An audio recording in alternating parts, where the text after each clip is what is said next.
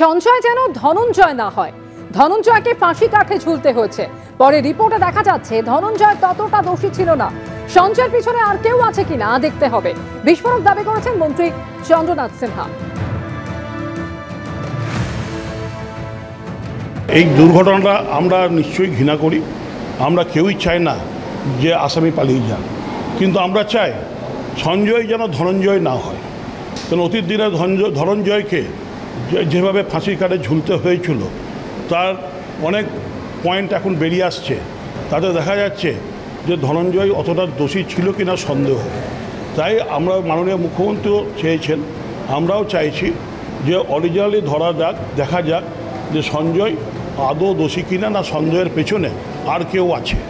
সেই জন্যই আমরা মাননীয় মুখ্যমন্ত্রী সেটাও বলেছিলেন 4 দিন সময়, কিন্তু তাকে 4 দিন সময় বিরোধিতা দেয়নি।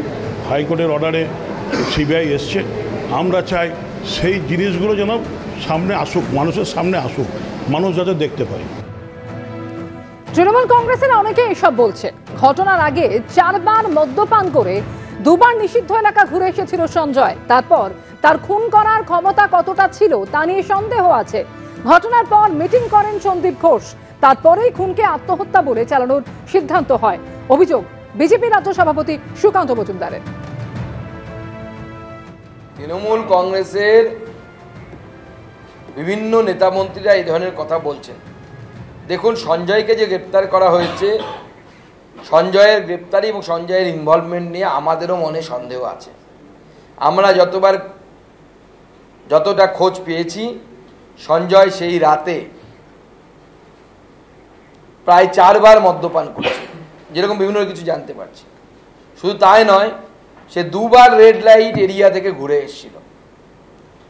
এই পরিস্থিতিতে তার পক্ষে একজন সুস্থ সবল যুবতী মেয়েকে খুন করা, শ্বাসরোধ করে আদৌ সম্ভব কিনা আমাদের মনেও সন্দেহের অবকাশ আছে।